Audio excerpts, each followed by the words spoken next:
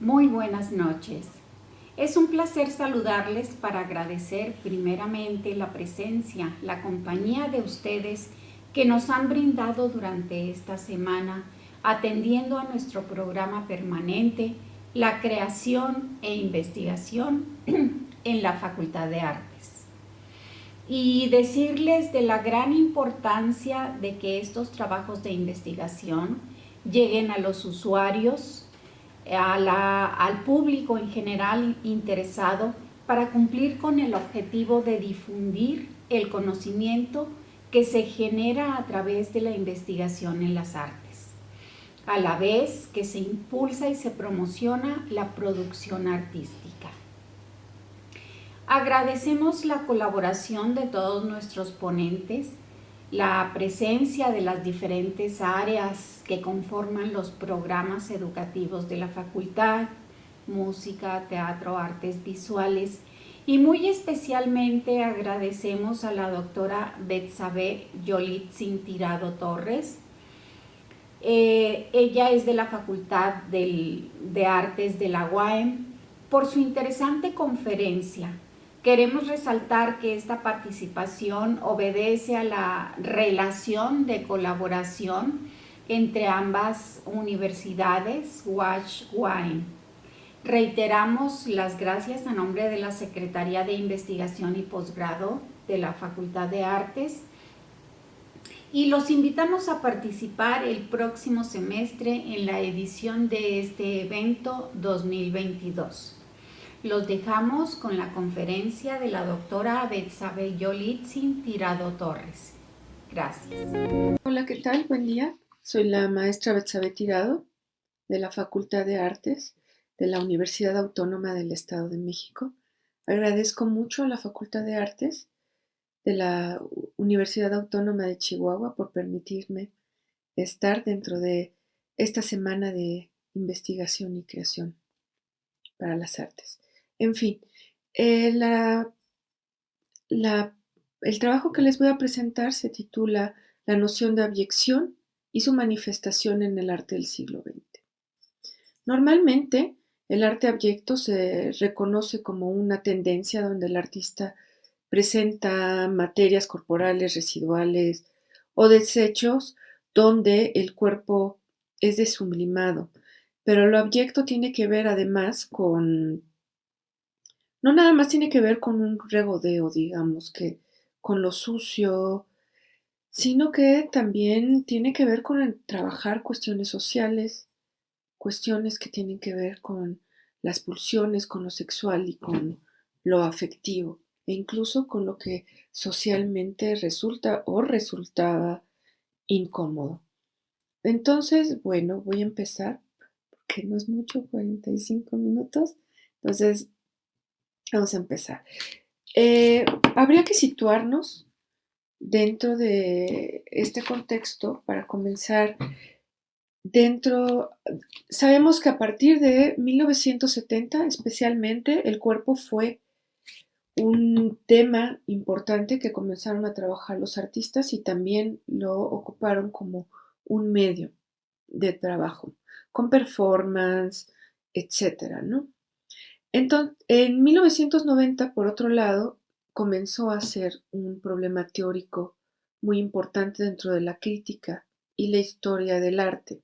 Y tenemos que dentro de la década de 1980 y 1990 se comenzó a hablar de una tendencia artística a la que se le denominó arte abyecto, y era una donde se trabajaban temas, representaciones y con materiales que presentaban lo corporal de una manera bastante cruda. También se trabajaba la suciedad y se sugerían, por ejemplo, fluidos corporales, fragmentos de cuerpos, se utilizaba mugre o se representaba mugre, desperdicios y otra serie de cuestiones. En fin, habría que situarnos habría que ver que esta tendencia no se dio así nada más, sino cómo es que empieza a reconocerse de, desde, digamos, que el medio del arte. Y es en 1993 cuando aparece, según he rastreado, la primera exposición sobre arte abyecto. Y esto fue dentro del Museo Whitney de Arte Americano en los Estados Unidos de América. Esta exposición se llamó Arte abyecto, repulsión y deseo en el arte americano y fue curada por Craig Hauser, Leslie Jones y Simon Taylor, quienes trabajaron únicamente con obras que estaban dentro de la misma colección del museo. La abyección dentro de esta exposición fue trabajada teóricamente a partir de dos conceptos. El concepto de abyección de Julia Kristeva, que voy a trabajar un poquito después. Bueno, va a trabajar después. El concepto de abyección de Julia Kristeva, que se encuentra dentro de su libro, traducido al español como Poderes de la Perversión, y el concepto de bajo materialismo de Georges Bataille, que se encuentra dentro de su escrito Bajo materialismo y la hipnosis. Entonces, el bajo materialismo, aunque no lo trabajan teóricamente de manera amplia, es entendido, podemos, leyendo el catálogo de exposición, podemos darnos cuenta que es entendido como, como el trabajo, bueno, es entendido como una materia, bajo una materia baja, se concibe la materia como algo que es bajo, ininteligible y que es completamente ajena a los ideales y a la razón humana. Algo que obviamente sí tiene muchísima relación con el trabajo que elaboraba Georges Bataille dentro de su texto, dentro de sus textos de bajo materialismo o simplemente de materia o materialismo. Uno ajeno completamente a la noción de materialismo en Hegel y, por supuesto, nada que ver con las ideas de Marx y con el materialismo histórico. En fin, el bajo materialismo se relaciona, por supuesto, con el concepto de abyecto en la medida que se concibe esta materia como algo bajo, es decir, como algo que está que puede estar dentro de lo abyecto y que suspende un orden simbólico y y suspende además el pensamiento que se rige por sistemas sociales y culturales. Esta exposición fue creada como una reacción al contexto, tanto artístico como social del momento. De- Desde 1970 hasta cuando ocurrió la exposición en 1993, Estados Unidos estaba regido principalmente por ideas conservadoras y por una cultura dominante, blanca, religiosa y principalmente republicana, al menos en mucho tiempo. Entonces, digamos que tenía un conjunto de ideas morales, de género, raciales, que provocan, por supuesto, una lucha de las mujeres para, para conseguir derechos, entre otros los derechos reproductivos. También hay una resistencia creciente hacia el racismo enraizado en Estados Unidos. Y también hay una apertura sexual y se busca el reconocimiento de la comunidad lésbico-gay y que no sean estos este, discriminados por la pandemia que comenzó con el VIH-Sida. Se creía que podía ser contagiado de cualquier manera y la discriminación hacia estas comunidades fue muchísimo más fuerte, dado el SIDA. En fin, esto además Además, dentro del arte, los artistas comenzaron a ser activos con esto, lo hemos visto con respecto a obras, además de que fueron algunas personas activistas. Y, y bueno, la exposición en buena medida se animan a hacer la exposición también por eventos donde los artistas llegaron a ser repudiados, llegaron a ser atacados por la prensa o por ciertos grupos sociales y por la censura. Ejemplo de la censura fue Robert Mapplethorpe, donde su exposición, la exposición que iba a hacer en Washington, D.C., en el Museo Corcoran, en la Galería Corcoran, fue cancelada por el director porque consideró que no había un ambiente político adecuado.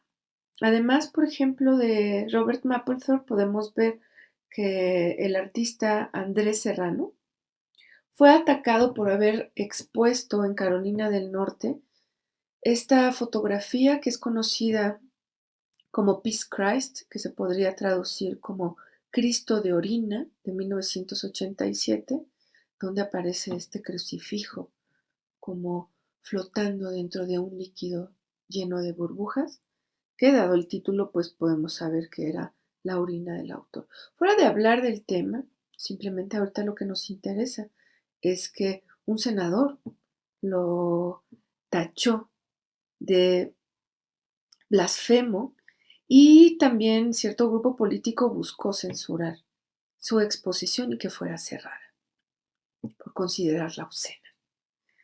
En fin, dentro de esta exposición entonces retoman esta tendencia del arte abyecto de la que hemos hablado con una visión, junto con una visión política.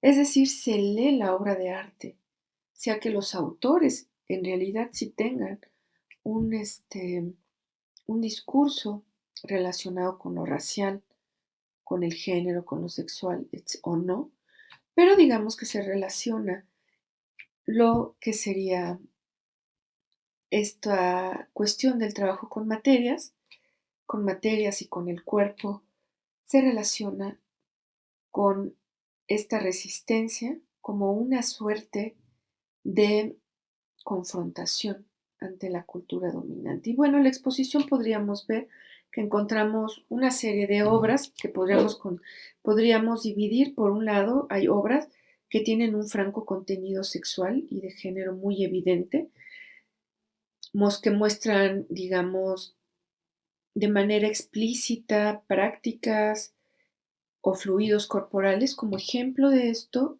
quisiera presentarles la obra Woman House, organizada por Judy Chicago y Miriam Shafiro. Aquí encontramos, por ejemplo, la cocina llena de una serie de aparentes huevos que en realidad parecen senos con pezones, una cocina repleta de eso y con un ambiente bastante extraño. Y por el otro está el Menstruation Room, que si no mal recuerdo es de, híjole, ya no me acuerdo si era de Miriam Shafir o de Judy Chicago, donde podemos encontrar por un lado la parte idealizada que muestra la industria, lo que es el periodo, con estos, con todos estos productos que muestran higiene, que no muestran de manera franca todos los implementos necesarios para cuidar esa supuesta higiene. Y por otro lado, la representación franca y directa de lo que es realmente la menstruación en la vida diaria de la mujer. Evidentemente un cuarto que para los espectadores fue bastante fuerte. Otro de los artistas que podemos encontrar dentro de esta tendencia sería Robert Gover. Por otro lado, tenemos artistas que más bien se regodeaban, que hubiera un contenido sexual o un contenido de género evidente o de clase o no, simplemente se regodeaban con la cuestión de las materias bajas, los desechos o francamente, con la excreción, como es el grupo No, formado por Sam Goodman y Boris Lurie, donde en su exposición No Sculpture presentaron una serie de obras que llamaron Shit Sculpture o esculturas de mierda, que eran unas grandes piezas así enormes, como lo que están viendo. En fin, por otro lado, para no extenderme mucho, hay otras obras donde lo matérico y lo residual no es mostrado de manera franca, sino desde un punto de vista un poquito más formal o desde un punto de vista, digamos que, más conservador. Y es que la materia ha sido trabajada desde mucho antes. La materia residual, podemos verlo en el informalismo, por ejemplo, podemos verlo con toda la serie de objetos encontrados dentro de Dada y el surrealismo, pero bueno, por ejemplo, aquí lo que ellos llegan a presentar es una obra de Jackson Pollock, también otra de Cy Twombly y otra de Robert Rauschenberg, como Joix, que podemos verla ahorita mismo mientras hablo. Y bueno, hay otra serie de obras donde se habla de la discriminación racial y la discriminación de clase, como es la pieza de David Hammons. David Hammons trabajó muchísimo con lo que sería la cultura afroamericana en Estados Unidos, una cultura que por supuesto fue discriminada fuertemente, y encontramos esta pieza que está hecha con piedra, con alambre y con pelo. Un objeto que parece residual y que evidentemente es bastante matérico y que cuesta trabajo comprender. No podemos decir es esto. Es decir, como estábamos hablando hace un momento, tiene que ver con lo ininteligible, con lo que no es lógico, al menos de manera evidente. En fin, dentro de la exposición, ¿qué es lo que hacen? Toman el concepto de abyección como, cito, aquello que perturba la identidad, un sistema, un orden, aquello que no respeta límites, los lugares, las reglas, la complicidad, lo ambiguo, lo mixto. ¿Por qué? Porque la abyección es justamente esto que pone en crisis o que suspende un orden social y un sistema simbólico.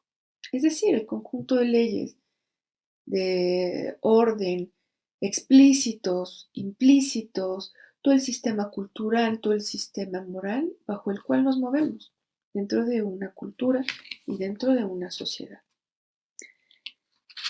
Pero bueno, vamos a ver el concepto de abyección de Julia Kristeva. El concepto de abyección de ella tiene que ver con procesos de ámbitos diferentes, entre los que yo reconozco tres.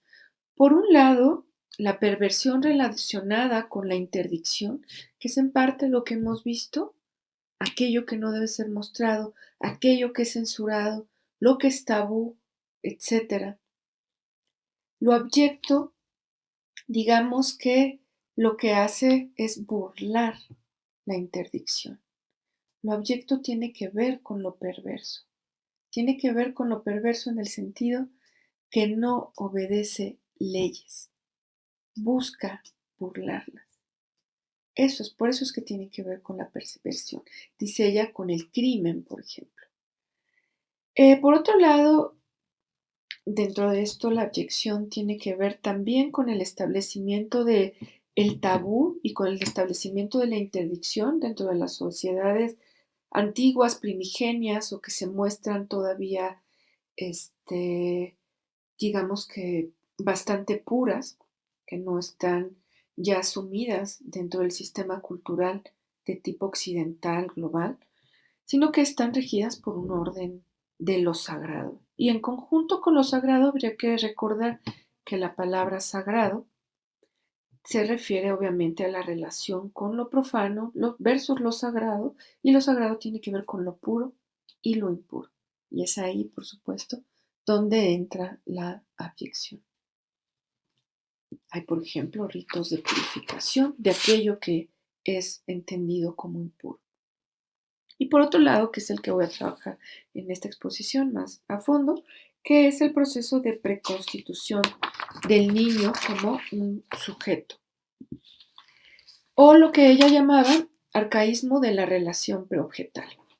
En fin, nosotros sabemos que el niño tiene un proceso donde muy poco a poco se va separando de la madre para constituirse eventualmente como un sujeto podríamos decir autónomo.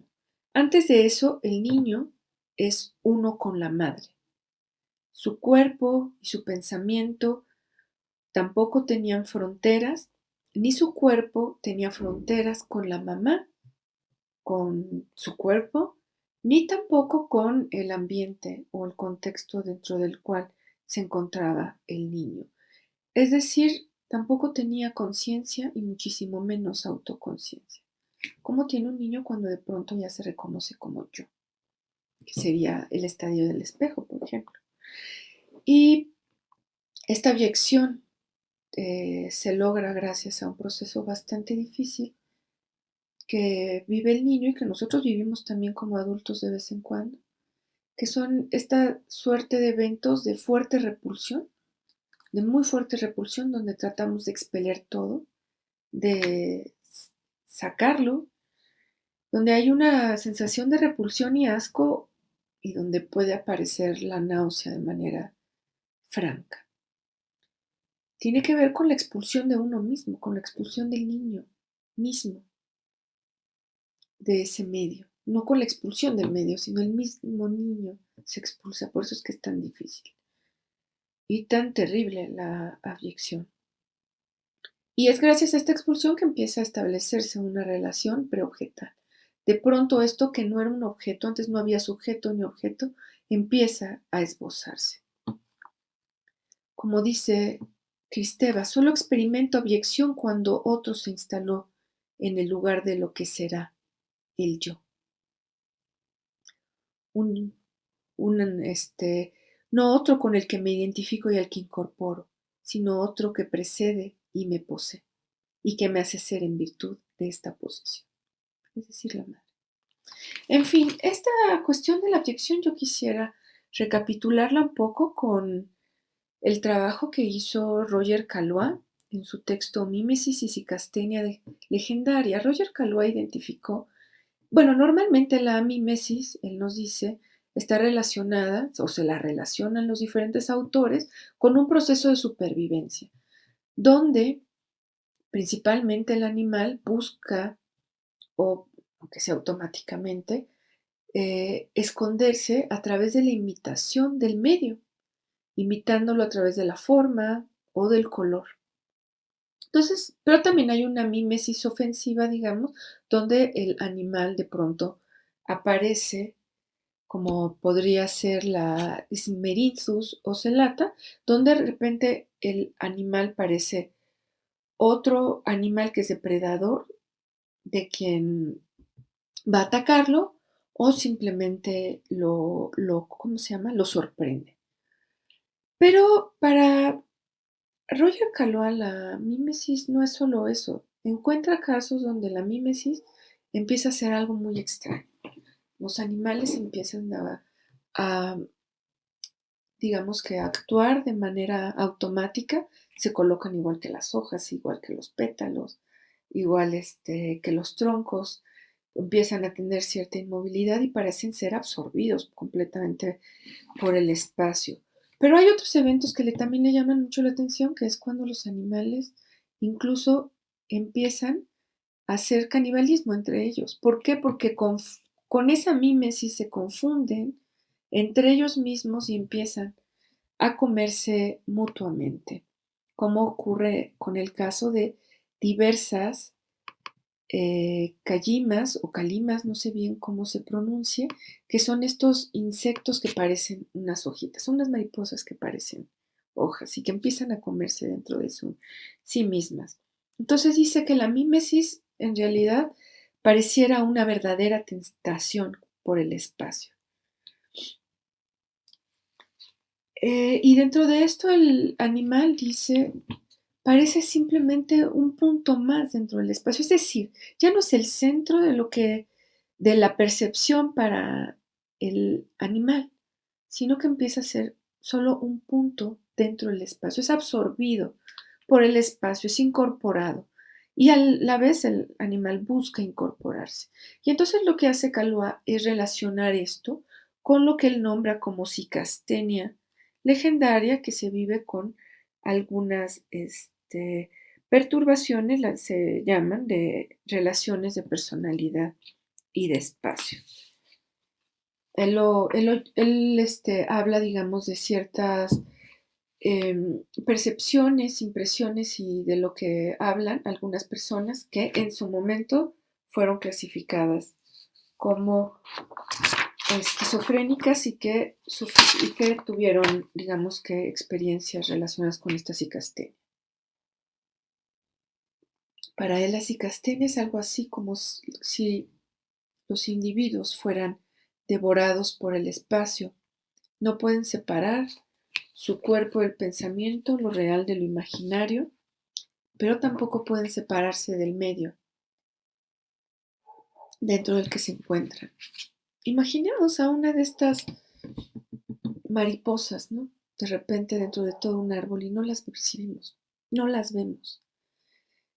Pero es por una cierta tentación, como dice, una tentación, una atracción por el espacio. Y esto lo podemos ver con la obra de Yayoi Kusama, con sus llamadas acumulaciones, que están hechas alrededor del 62 y del 64, y también lo llama estas series como compulsive furniture o compulsión o muebles, compulsión por los muebles o muebles compulsivos, algo así. En esta serie de muebles podemos encontrar una serie de protuberancias, una serie de protuberancias largas que ella misma reconoció como falos, como un modo de lidiar con la repulsión y el asco y conquistar el miedo al sexo opuesto. Pero además, digamos que de esto llamarnos la atención y tener que ver con lo heterogéneo en el sentido bataliano que vamos a trabajar ahorita, además, ella lo que hacía es que buscaba ser absorbida por como por esta serie de protuberancias. Tenemos fotografías donde se ve que ella fue juntando mucho estos muebles y además a veces con collage rellenaba todos los espacios que parecieran vacíos de estas protuberancias y vemos a la artista colocada, parada o colocada dentro de este ambiente. Ella dice, yo los hago y sigo haciéndolo, las protuberancias, hasta que me hunda a mí misma en el proceso. Llamo a esta obliteración. Y obliteración significa anular, borrar. La artista busca ser borrada en el medio, al igual que el niño, previo al proceso de abyección, vive en el medio. Aún así, esta obra que considero, podríamos considerarla dentro de lo abyecto, dentro del asunto de la abyección, por tratar, digamos, toda esta suerte de relación, de estiramiento, de, de no separación entre sujeto y objeto, yo, otro, donde incluso es un no sujeto aún y es un preobjeto. Digamos que la artista lo que trata es volver a esa suerte de momento, ¿no? Pareciera, por supuesto. Y el objeto tiene que ver también con los elementos heterogéneos que habla Georges Bataille. ¿Por qué? Porque tiene que ver con la repulsión, con la exclusión y con la excreción. Este asco, por supuesto, produce excreciones, produce repulsión y que se excluyan ciertas cuestiones, ¿no? Es por eso que el perverso, que es abyecto, que hace actividades abyectas, busca justamente aquello que es excluido o burla aquello que debe ser excluido. En fin, Georges Bataille reconocía dos procesos o impulsos humanos, que sería la apropiación y la excreción. Nos dice que la apropiación está caracterizada por buscar una homogeneidad, en pocas palabras, un equilibrio. Pues, entendiendo esto como un equilibrio que puede ir desde un equilibrio en el sujeto de manera fisiológica hasta un equilibrio que tiene que ver con lo cultural y con el orden social. Y nos dice, la forma elemental de apropiación es el consumo oral, considerado comunión, es decir, cierta identificación, asimilación. Imaginemos esto dentro de procesos que tienen que ver con rituales y dentro de lo sagrado. Y nos dice, bueno, pero el hombre no solamente se apropia de la comida, ¿no? A través de su consumo, evitando, por supuesto, procesos grandes de glotonería que serían seguidos, nos dice, con grandes procesos de excreción. No, simplemente estamos hablando de estos procesos que buscan un equilibrio, ¿vale?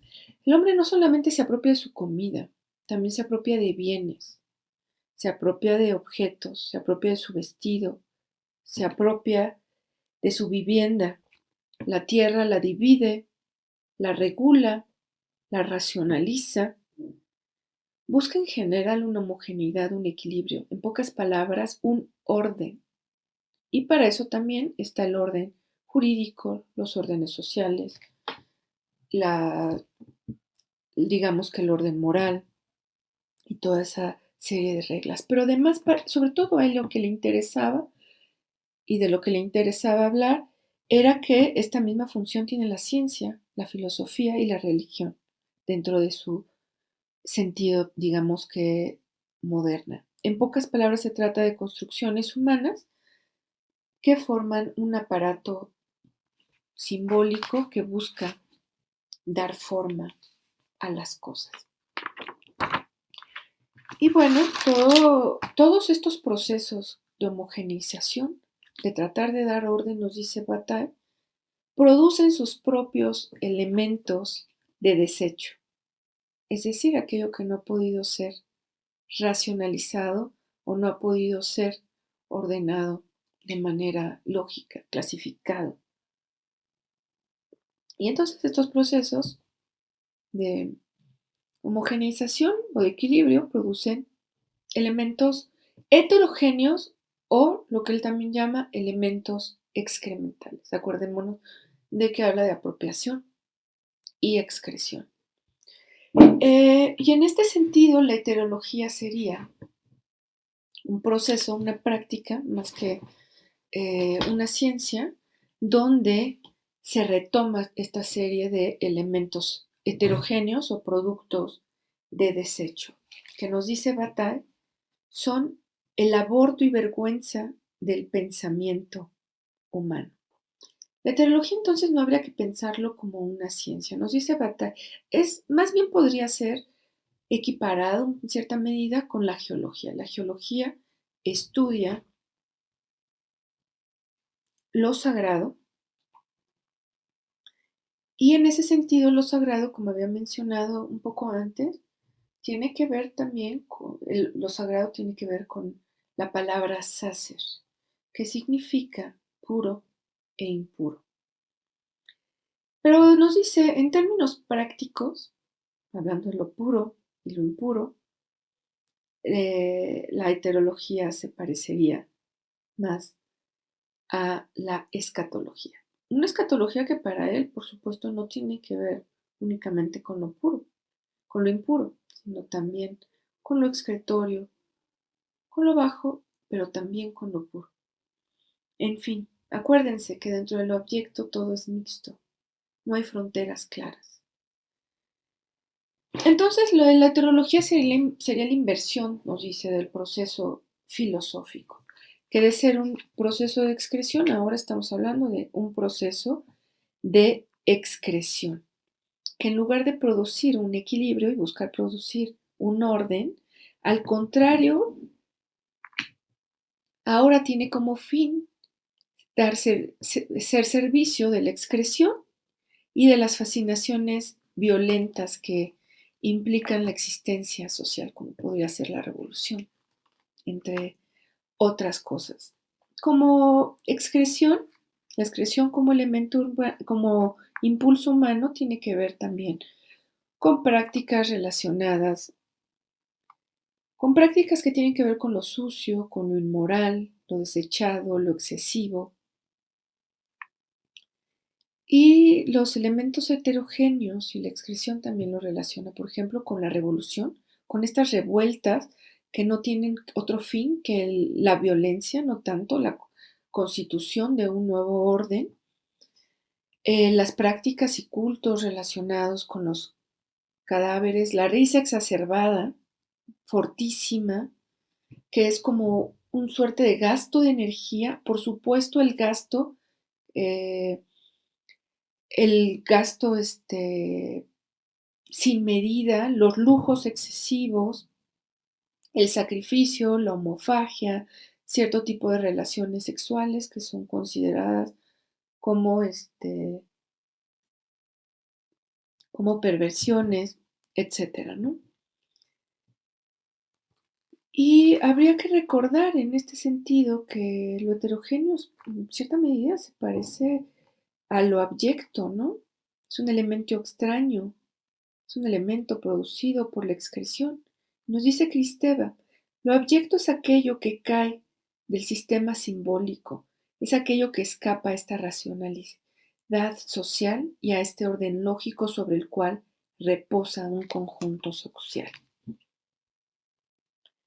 Ok, para poder cerrar, quisiera que viéramos la obra de Mike Kelly.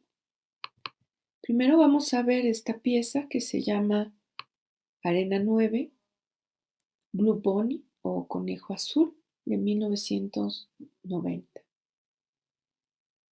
La serie de obras arenas se caracterizan por esto, son como mantas sobre el suelo donde hay juguetes, principalmente juguetes de peluche o juguetes de trapo colocados bajo ciertas posiciones.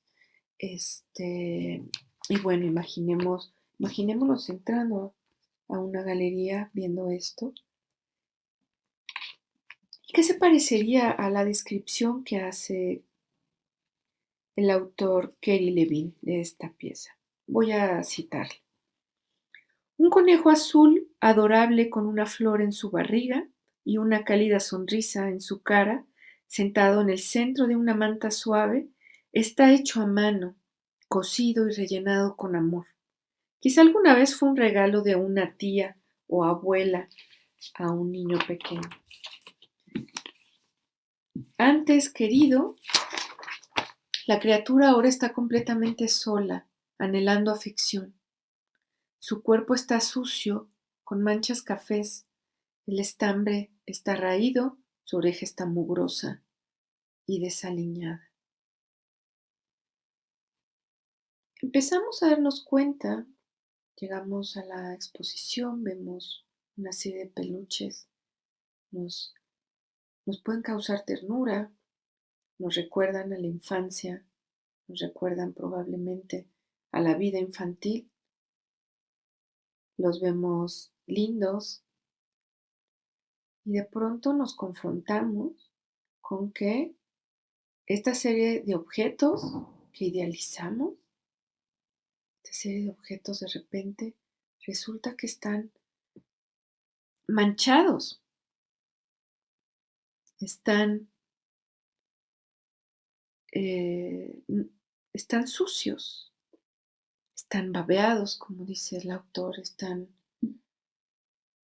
tienen manchas quizá de desechos de comida y de baba, entre otras cosas. Es decir, al principio nosotros como espectadores reaccionamos de manera empática con estos objetos. Vemos al juguete quizá como un niño o como recordamos cuando niños, como si fuera una persona, cuando en realidad estos son simplemente objetos, ¿no? Son simplemente objetos que están ahí, objetos que tienen que ver con una economía afectiva, con una economía de afectos de la gente con sus seres queridos y, y bueno, la obra nos hace empáticos con esta y de repente nos choca esta, estas lecturas que tenemos con, cuando vemos que hay una escena que no parece muy infantil, una escena que nos produce cierta conmoción. No es una narrativa muy clara, pero por supuesto es una narrativa sugerida y que construimos nosotros. Y decimos, bueno, digamos que lo planteo bajo mi propia perspectiva, ¿no? Como, ¿qué está pasando, no? ¿Qué están haciendo? Esto parece una escena probablemente sexual. Esto me recuerda a algo terrible, ¿no? Algo quizá perverso inclusive, como esta serie de perros que están formados uno detrás de otro, pegados completamente. O tenemos, por ejemplo, que se llama Peaceable Kingdom o Arena número 6. En pocas palabras, con el título nos está hablando de... Sí, los niños de repente hablan de, ¿cómo se llama? De monarquías, bueno, del rey, de la reina, de la princesa, etcétera. Pero con el título no está recordando un cierto orden social. Y bueno, la mayoría de estas piezas, como la de Leopardo, si bien nos pueden parecer entrañables, nos causan zozobra. No solo porque de pronto de sentir esta ternura, de pronto llegamos y vemos esto, lo vemos más y decimos qué está pasando, sino también porque por la suciedad nos causa repulsión. Es decir, también reaccionamos a través de la abyección.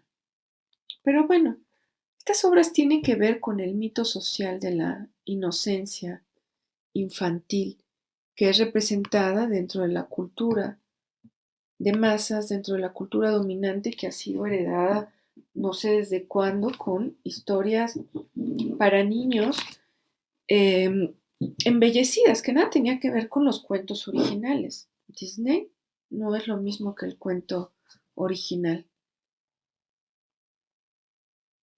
Si revisamos los cuentos de Perrault, también podemos darnos cuenta que hay un contenido moral y un contenido bastante, bastante fuerte y trágico. Y nos dice Mike Kelly, agregó estas palabras, la visión del niño es generalmente naif y contraria a la psicología. Después de Freud, todos sabemos que el niño tiene pulsiones sexuales y todo eso. Entonces me parece curioso que mucha de la discusión sobre la imaginería infantil en el mundo del arte todavía se centra en el niño como inocente. En lugar de hablar de las razones por las que se mantiene este mito, mi obra se trata de mostrar ideas de los adultos, que los adultos construyen la constitución de la falsa inocencia, la negación de la verdadera identidad de los niños y sobre todo ello, la proyección de la idea de romántica del artista como una personalidad regresiva, como un loco, como un artista naif podemos encontrar. En pocas palabras, lo que hace Mike Kelly es confrontarnos con lo que queremos ver, confrontarnos con nuestros ideales, confrontarnos con nuestros deseos, con nuestras idealizaciones, con nuestros propios afectos y mostrarnos de manera cruda de qué se trata esto. Y lo vemos gracias a estas pequeñas escenas y a muñecos que están mordisqueados, estrujados, manchados, raídos, babeados. En fin, la cuestión de la abyección, como había mencionado, no nada más tiene que ver con el mostrar lo corporal, fluidos, desechos. Puede ser muchísimo más sutil, puede ser menos evidente y no tener que ver nada más con la cuestión de la excreción. Puede tener que ver con relaciones afectivas, con pulsiones, con deseos, pero también, ¿por qué no?, construir parte de lo que es un discurso político, social y, y en su momento una suerte de, de lucha y de contradicción con lo que sería la cultura dominante. Muchas gracias.